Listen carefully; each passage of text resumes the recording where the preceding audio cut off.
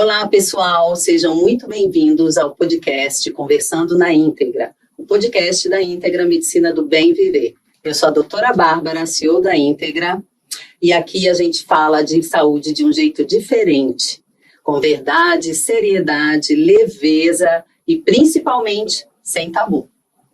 Gostaria de começar agradecendo a FAMESP, a Faculdade Método de São Paulo, que proporcionou, que nos recebeu nesse estúdio maravilhoso, bem equipado, com muito carinho, para a gente poder receber nossos convidados. Gostaria também de estender o agradecimento a toda a equipe envolvida, desde roteirista, produção, edição, enfim, existe muita gente trabalhando por trás das câmeras para esse projeto acontecer. E antes da gente começar, aproveita aqui para seguir a gente no Instagram, íntegra.bemviver, e no nosso canal no YouTube, Conversando na Íntegra. E aí, então vamos começar?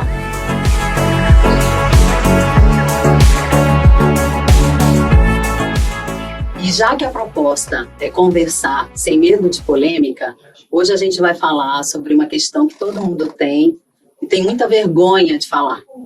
Isso, sobre o ânus, ele mesmo. E hoje nós iremos falar sobre saúde anal, isso mesmo. Sobre chuca, infecção, sexo anal, coceira, enfim, todas aquelas questões que muita gente tem curiosidade, mas tem vergonha de perguntar.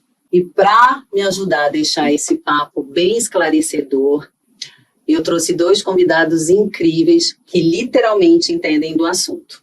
Doutor Sandro Loureiro. Olá, Bárbara, obrigado pelo convite, é uma grande honra para mim poder participar desse projeto e estamos aqui realmente para tentar esclarecer todas as dúvidas a respeito da coloproctologia, né? Então, muitos tabus, as pessoas têm medo de perguntar, então é uma grande honra para mim de estar presente nesse processo aqui, nesse projeto que a gente vai falar realmente sem tabus.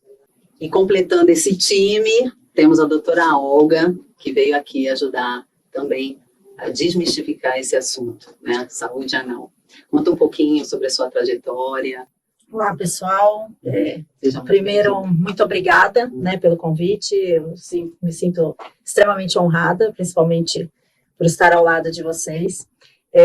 Como o Sandro bem explicou aqui, o nosso foco é em desmistificar algumas coisas, né, dentro da saúde digestiva como um todo, principalmente dentro da coloproctologia, e numa linguagem fácil, leve, e eu espero poder estar ajudando aqui. Perfeito. Então, segurem aí que esse episódio vai tirar muitas dúvidas, quebrar preconceitos e, quem sabe, mudar o jeito que você enxerga o seu próprio corpo. Afinal, falar de saúde anal é falar de prazer, prevenção e, principalmente, falar de autoconhecimento. E já que aqui no Conversando na Íntegra a gente fala de saúde de verdade, sem tabu, esse episódio será dedicado às perguntas que chegam direto do consultório. São dúvidas reais, daquelas que o paciente cochicha baixinho ou manda no final da consulta, sabe? Mas que são super importantes e merecem ser respondidas com clareza e naturalidade. Então vamos ao nosso quadro, perguntas que ninguém faz em voz alta. A primeira pergunta vem do Lucas, 29 anos, personal trainer, que mandou assim: doutor, sexo anal faz mal? Existe jeito certo e jeito errado de fazer? Então, a gente tem que deixar bem claro, Bárbara, que assim, o sexo anal existe, tá? Uhum. E ele deve tomar alguns devidos cuidados. Então, assim, a mucosa do canal anal, ela não tem a mesma lubrificação da mucosa vaginal. Então, obviamente que a gente precisa ter cuidados antes da relação. Ela pode ser feita, logicamente, porque em decisão em conjunto do casal, uhum, né, dando prazer, não tem problema algum. Mas, lógico que a relação anal, ela pode causar microfissuras, ela pode causar lesões, e que, se não forem tomadas os devidos cuidados, podem aumentar a chance da gente ter infecções, pode ter sangramentos, dores e desconforto. Então, assim, às vezes a gente vê muito no consultório de proctologia que as pessoas ficam com vergonha de perguntar, né? Aquela história de falar assim, doutor, eu tenho hemorroida, mas eu nunca tive relação anal, né? E a gente sabe que isso não é obrigatório. Não quer dizer que você tenha a doença é porque você teve relação anal. Então, a gente tem que deixar bem claro que a pessoa tenha segurança para perguntar para o médico, porque às vezes ela sofre por uma coisa que não tem nada a ver. Então, assim, ela pode ter relação anal se for uma coisa consentida entre o casal, com os devidos cuidados, com a lubrificação, não vai ter problema algum.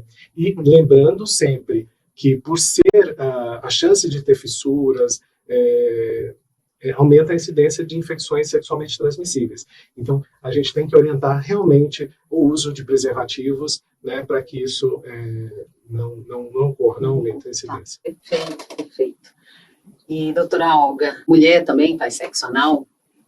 E qual o preparo, né, a sua visão sobre esse universo?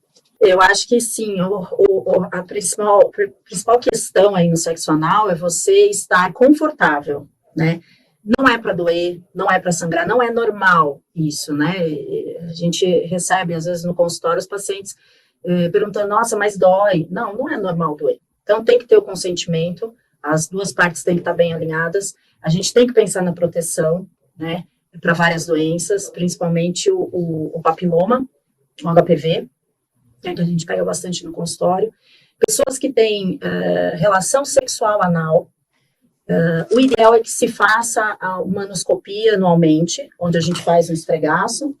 Eu trouxe aqui como que é um anoscópio, como que não é um procedimento, um exame que doa. tá? Seja doloroso. Pode abrir ele para câmera. Então, esse aqui é um anoscópio, esse é um descartável. Então, a gente pede para que um dia antes, né, o paciente não mantenha relações sexuais, anais, e use um supositório de glicerina para quando a gente for examinar, não ter o problema de ter fezes ali no canal anal. Então, como é que a gente faz esse exame? Tá. Assim, aquela câmera ali. Então, como é que a gente faz esse exame?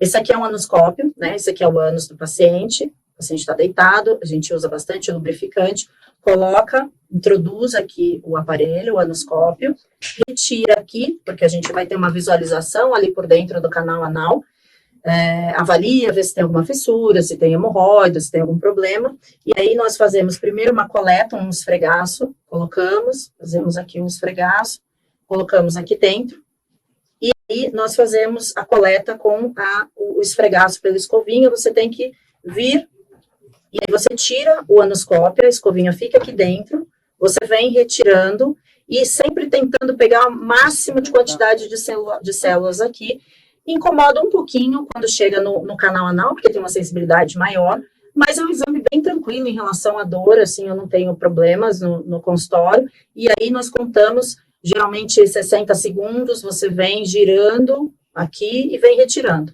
E aí coloca aqui e manda para o laboratório. Aqui a gente consegue visualizar, às vezes, HPV, né, os subtipos, manda para análise. Seria um paralelo, vamos traçar um paralelo assim, ao nosso Papa Nicolau. Exatamente. Né? O esfregaço, né, você vem colhendo, né, esfregando e colhendo a amostra, né, do tecido de todo o percurso, né. E eu acho que isso é pouco divulgado, isso é pouco falado. Eu recebo muitos pacientes de colegas infectologistas, às vezes, que tem essa visão, que me encaminham, e nos meus pacientes, nas minhas pacientes, eu também faço. Então, é importante a gente falar que esse exame, ele deve ser feito tanto em homens quanto mulheres, né? Então, quem tem relação sexual anal, o ideal é que faça. E existe uma idade para isso? Não existe uma idade. Se você tem, pratica, faz. Tá. Né? Eu acho que é bem interessante, porque durante a anoscopia, a gente consegue identificar, às vezes, se tem uma fissura, se tem uma verruguinha, né, sugerindo um HPV, e a gente vai dar conduta em relação a isso. Então, é possível, é saudável, mas requer alguns cuidados. É isso? Sim. Vou para o próximo, então. Xuca, mito, limpeza ou perigo? A próxima pergunta vem da Carla, 32 anos, designer. Todo mundo fala da Xuca, mas afinal, ela é segura ou faz mal? Acho que a gente tem que tomar bastante cuidado. Essa é uma pergunta muito recorrente lá no consultório. Lembrando que a Xuca é uma lavagem anal caseira, né? Feita Geralmente com a água corrente, de chuveiro, chuveirinho, né? Geralmente é realizado com um chuveirinho, onde a pessoa introduz, né, o chuveirinho no ânus. Então, a gente tem que pensar algumas coisas, né? É um produto que não é asséptico, né? Não se consegue ficar higienizando. Então, a gente tem um risco aí de repente, ter uma superbactéria ali que você vai levar para dentro do canal anal. Quando você joga o jato, às vezes o jato, se for muito forte, ele pode machucar, pode provocar algumas fissuras, e ele acaba espoliando aquela microbiota, né? Aquela quantidade de bactérias ou de organismos que você tem ali, que são bons. Então, ele retira também uma barreira protetora que você tem ali na região. Eu normalmente indico que o paciente faça, que os pacientes façam uso de supositório de glicerina infantil, porque se você tiver algum conteúdo fecal ali no canal anal, o supositório vai dissolver, né? E aí você vai conseguir eliminar ali, ou às vezes alguns outros produtos, né? Que a gente tem aí que conseguem limpar a região do canal anal. E teria um efeito ali relaxativo, relaxante ou não? Sim, tá. O lauril Que sulfato, acaba limpando, né? que acaba limpando o canal anal. Com relação à chuca, é uma coisa que as pessoas acabam fazendo por questão de tentar evitar a presença de resíduo durante o ato sexual e às vezes acabam por vergonha utilizando desde o chuveirinho, desde a ducha higiênica, às vezes alguns objetos que podem machucar. Então, como a Olga falou, o grande problema é a alteração da microbiota intestinal, quando a gente provoca algumas lesões ali no canal anal, isso facilita a questão de infecções. Tá? Então, assim, a grande orientação que a gente tem que deixar é que, para ter uma relação, você bastando fazer uma higiene ao longo do banho, do lado externo, isso já é o suficiente. Caso você se sinta mais confortável em fazer uma lavagem, que faça com pouca quantidade de água, faça com produto com uma temperatura adequada, não muito gelada, não muito quente, porque pode queimar, né? E assim, evite excesso.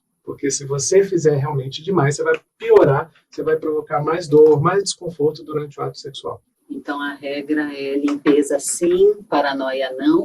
E existem no mercado produtos específicos que possibilitem essa limpeza com segurança, sem todos esses riscos? E eu queria puxar um gancho aqui para as mulheres. Então, não esquecerem de vão ter relação sexual vaginal, depois anal. E não anal e depois vaginal, sem fazer uma higienização prévia da região, né? Porque você vai levar as bactérias ali da região para a região vaginal depois. E aí vem as infecções urinárias, né? Por conta dessa proximidade, né? Que é bem, né? E da própria penetração, né? Se você tiver uma penetração anal, você tem que ter uma higienização ou trocar o preservativo, se estiver usando, para depois ter uma relação vaginal. Ou ter a relação vaginal e depois a anal. E existem no mercado alguns produtos, né? Alguns produtos estão sempre lançando, né, os produtos. E tem... Esse aqui é um hidratante, né? Para a região anal, após a relação, né? Então, vem uma ponteirinha. Então, depois, se tiver, ela é bem móvelzinha. Isso na farmácia eu chego e sem saber nome comercial nem nada, eu posso perguntar, olha, tem... Pode, o ideal é que seja indicado, né, por alguém, né, por um profissional, da área, mas sim, você acha, a nomenclatura dela é de um hidratante mesmo. Então, você vai colocar, põe um pouquinho, olha, bem fluido. Dá uma furadinha, vou mostrar. São coisas que são fáceis, né? Eu vou querer levar uma amostra. Vou experimentar, né? Então você vai, ó. Tá. E aí, vou apertar aqui um pouquinho pra... Ó, ele é bem fluido. Na verdade. E aí, você vai... Qual a quantidade suficiente, doutora? Você põe um pouquinho, ó.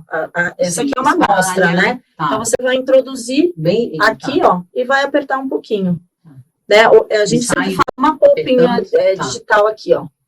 Que esse aqui tem a quantidade exata para você usar, ó, lubrifica. Tá. E depois não sai, né? Tá. Ó. Uso único. Não, a outra ela vem grande. Tá, né? Essa é uma amostra. Tá. E você usa uma vez. Ótimo. Então, lubrifica, hidrata. Tá vendo, gente?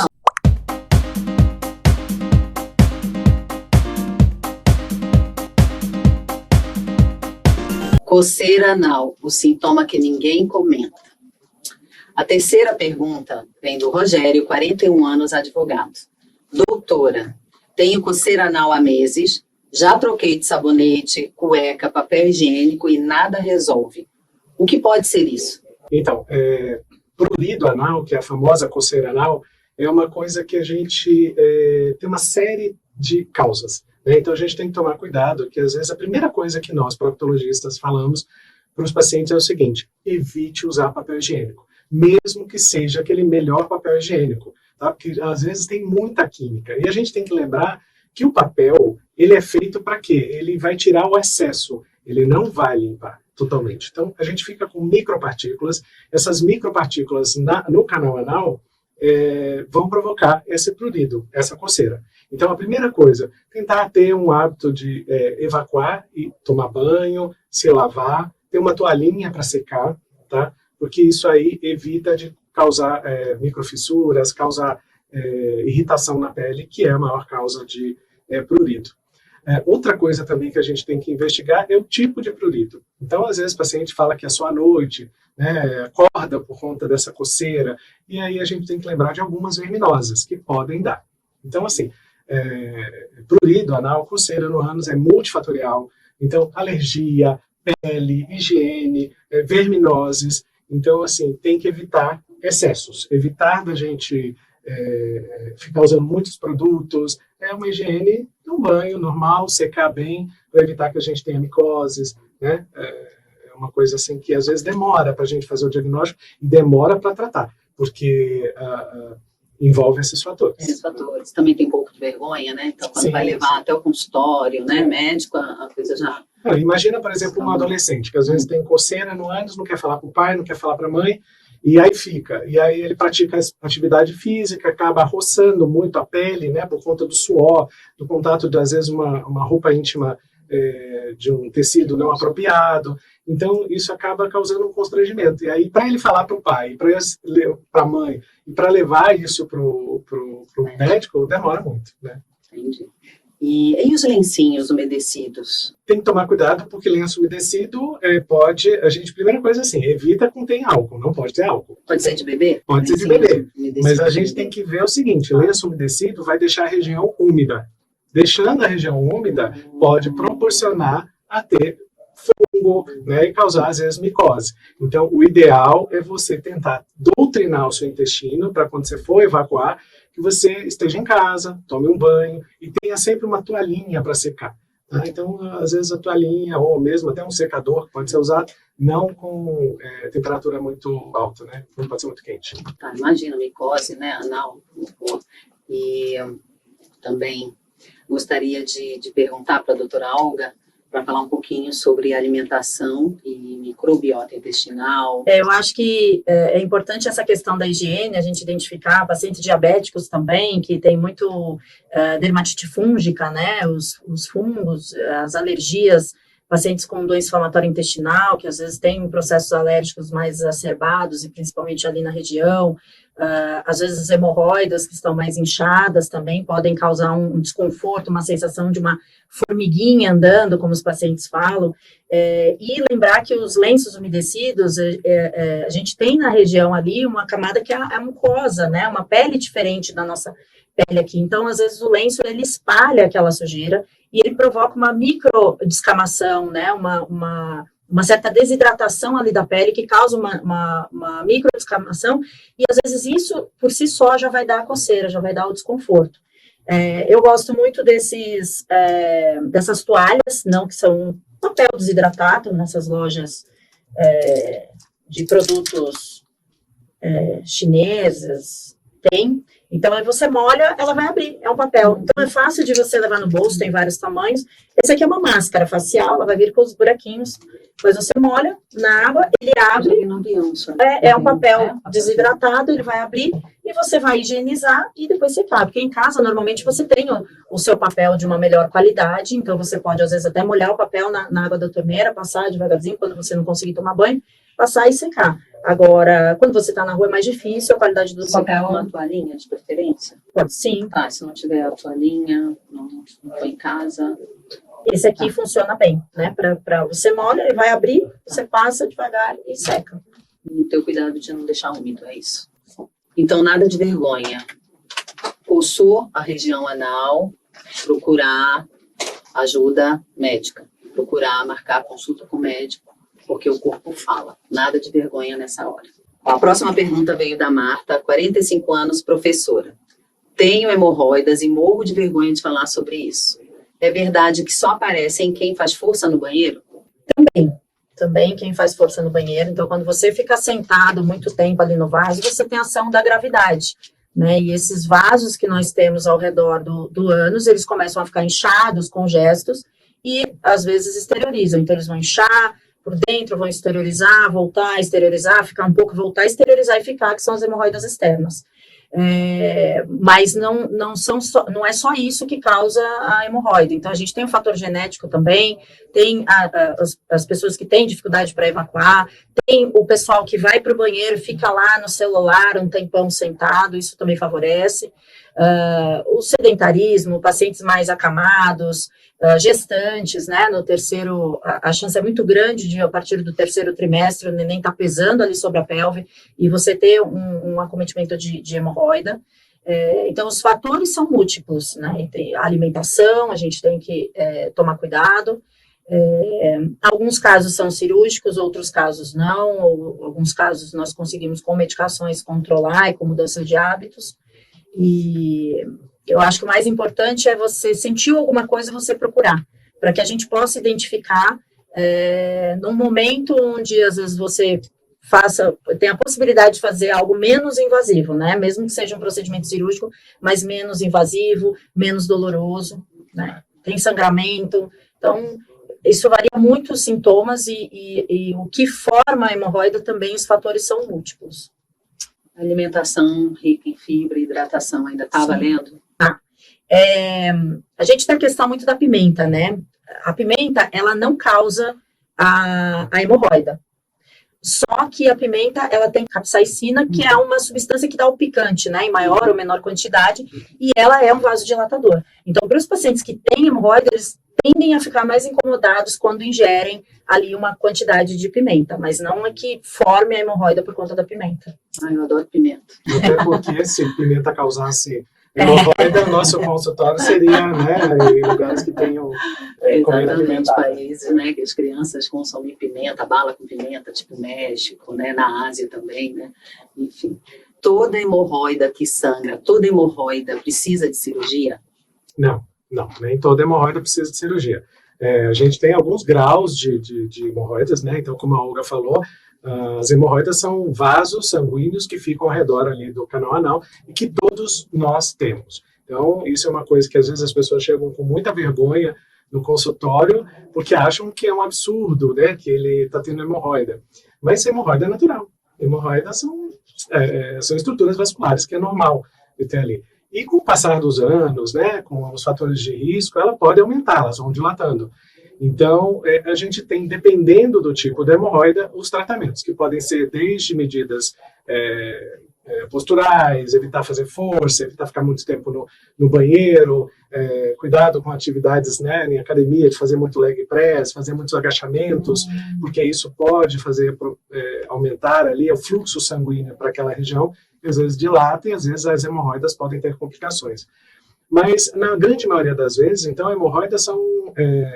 o tratamento é basicamente clínico, tá? Em alguns casos, quando começa a ter muito sangramento, quando começa a ter dor, desconforto, aí a gente pode ter algumas opções. Nas hemorroidas mais internas, onde ela só sangra, não costuma doer, a gente costuma fazer umas ligaduras. São procedimentos que a gente faz no consultório, geralmente indolor ou com pouca dor, né? Porque é uma área que é muito sensível, então tem pouco desconforto na hora de fazer, não precisa de internação. Quando começa ela a crescer, ela prolapsa, fica com hemorroida externa, nesses casos a gente às vezes parte para os procedimentos cirúrgicos.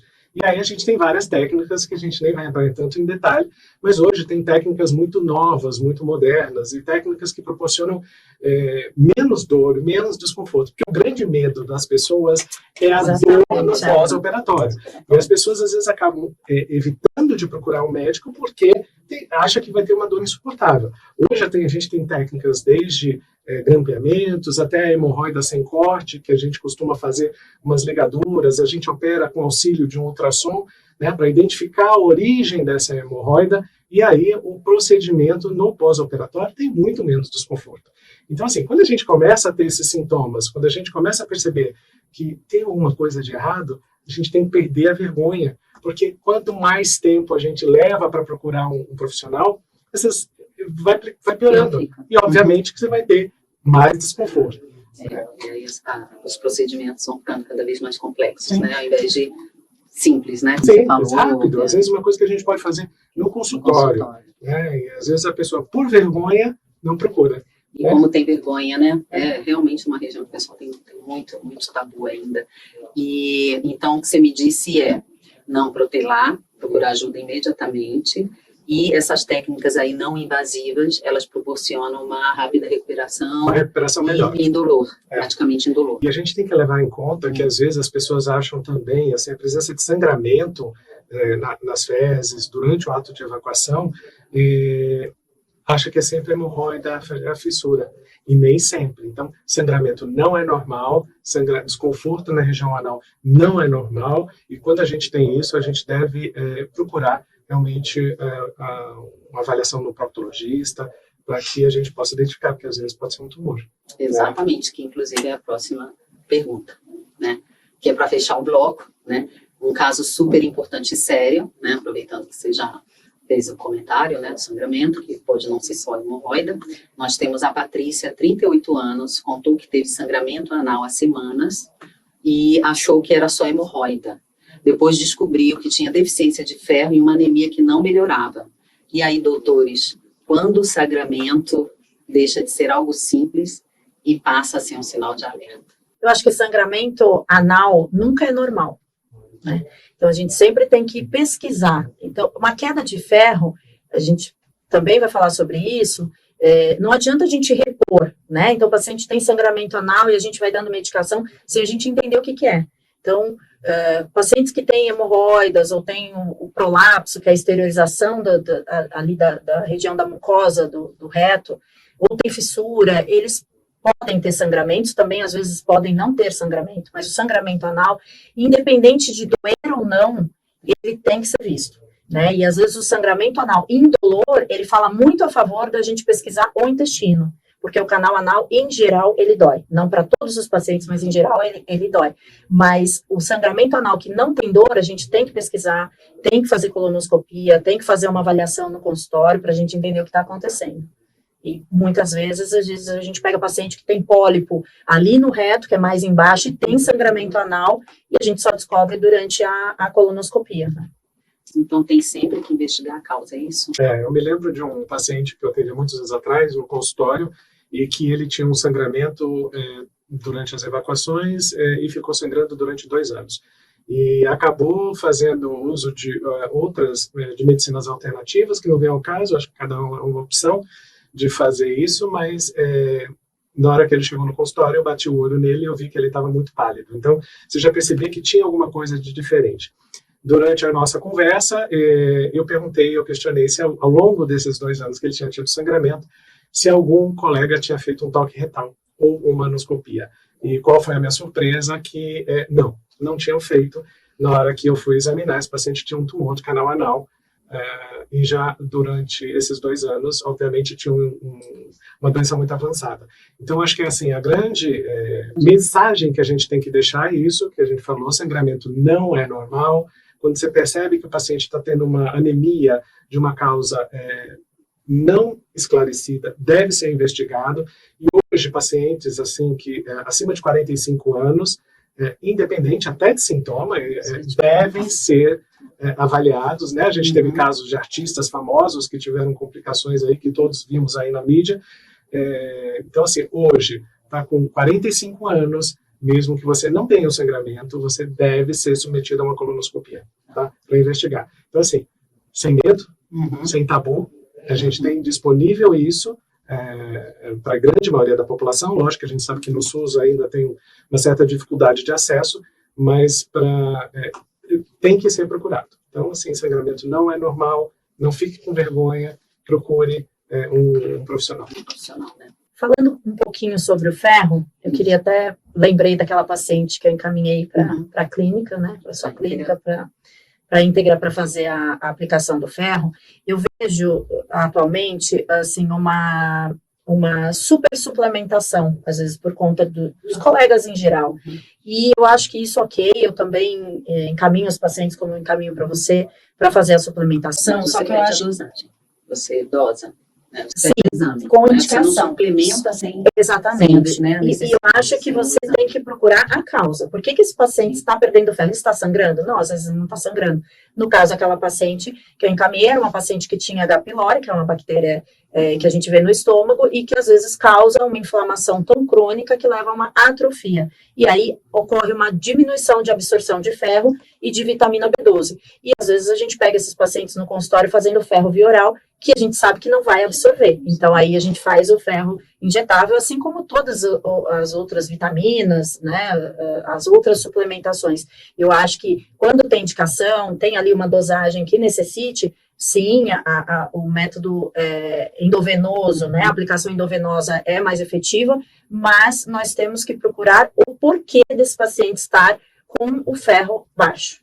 Então, não é só sangramento, tem outras causas, má absorção. Gastrite autoimune, que você tem anticorpos contra algumas células, que são células parietais do estômago, que também dificultam essa absorção. Então, são pacientes que não têm dor de estômago, é mais desafiador, né, a gente fazer o diagnóstico, não costumam não ter dor de estômago, não ter queixa nenhuma, mas você vai pesquisando para entender se não tem sangramento, não tem um ciclo menstrual na mulher muito exacerbado, não tem nenhum sinal de uma doença que esteja consumindo, né, uma doença hematológica, uma leucemia, algo assim, um tumor, você sempre tem que descartar, né, e sempre pensando no idoso, né. E a anemia crônica da doença inflamatória intestinal, né, também. então, quando a gente tem doença inflamatória intestinal, existe a possibilidade de ficar com inflamação, perdendo ali sangue, e aqui são aqueles pacientes que têm realmente anemia aí da doença crônica. A anemia também e não absorção de outros nutrientes, né? Tipo complexo B, né? Enfim, deve ser um paciente com uma carência,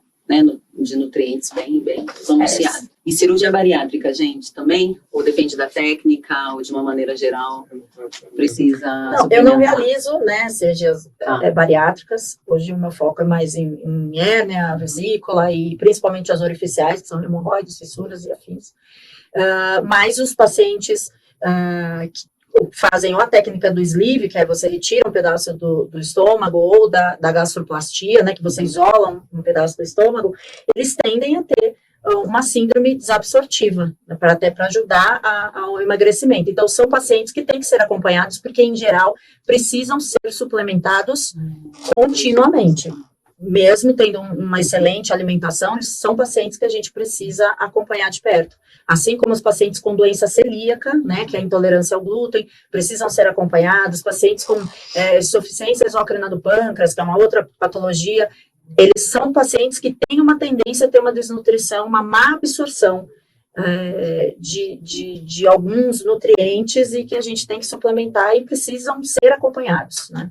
E os análogos, gente? E as canetas emagrecedores análogos também, eles podem causar posso fazer uma analogia com a cirurgia bariátrica, nesse aspecto do, claro, sim, você tem uma perda de peso rápida, né? Então, a gente tem visto pacientes